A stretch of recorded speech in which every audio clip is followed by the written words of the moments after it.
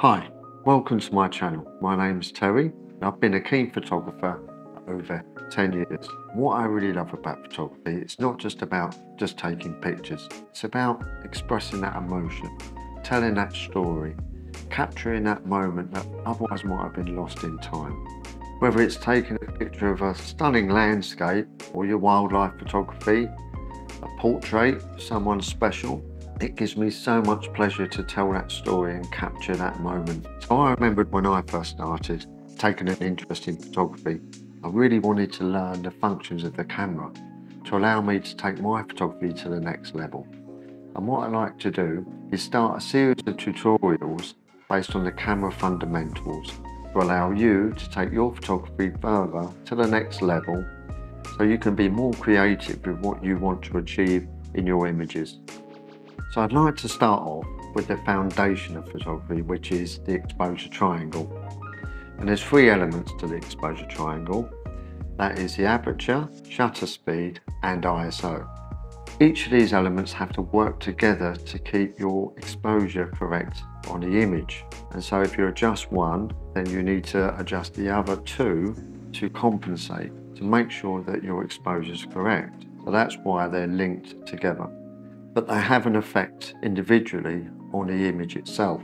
So we'll start off with the aperture and explain how that works. It's built into the lens and it opens really wide and down to a small hole.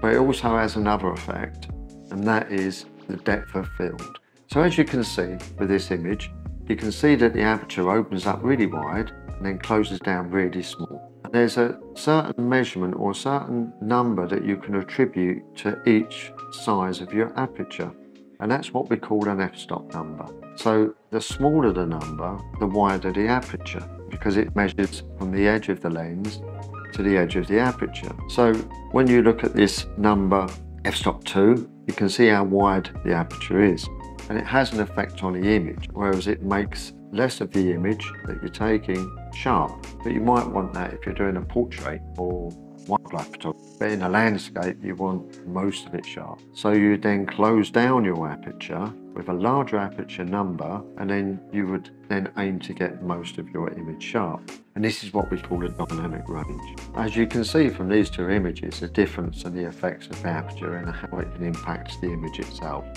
So the second element I'd like to talk about on the exposure triangle is your shutter speed and how that affects your image. Obviously it controls the amount of light that comes onto your sensor, but also it controls motion blur in your image. So for instance, if you're at a sports day, then you would set your shutter speed quite fast because you want to capture your subject while it's moving in the frame and keep it sharp. So you would have your shutter speed really fast. And then if you want to, say, take a landscape photo and there's a waterfall, so you might want to then capture the motion of the waterfall, so then you would slow down your shutter speed to capture that motion. So with the shutter speed, it's measured in fractions. So you have fractions of 1/4000th of a second, which obviously is a really fast shutter speed, and then it can go right down to 30 seconds. But some cameras, if you set it to bulb, you can have minutes of an open shutter. But it all depends what you want to achieve with your photography. And I can show you some examples how the shutter speed can affect the image in different ways. As you can see here, these two images, you've got an image that's frozen in time. It's a sports image and it's that person moving, but they're still very sharp. That means a very fast shutter speed was used. But in this image, you can see a lot of motion in the image. So okay, that's used a slower shutter speed to capture that motion.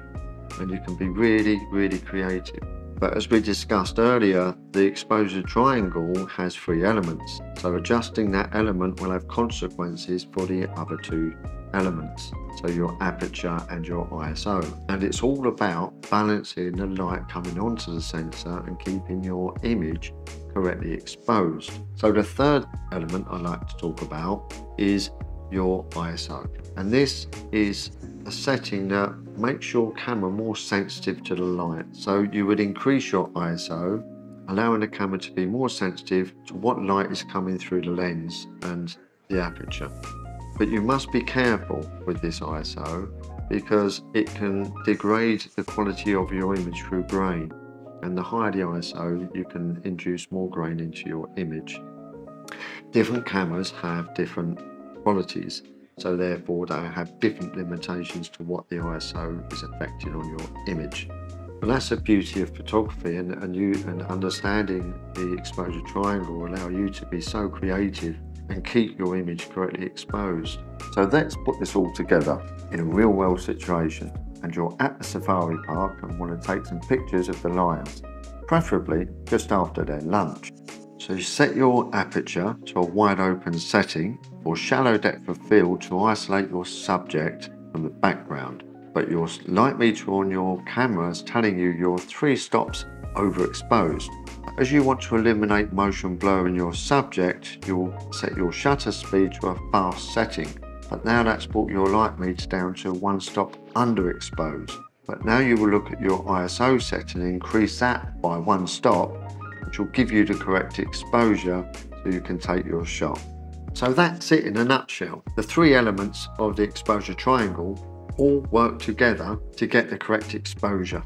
And thanks for joining me on this video. Look out for the next one when I'll be talking all about the light, how the camera measures it and how you can measure it in order for you to get the best exposure of your image. Hit that subscribe button, press that like below because that will help the channel, and give the bell a ring and that will notify you when the next video is uploaded.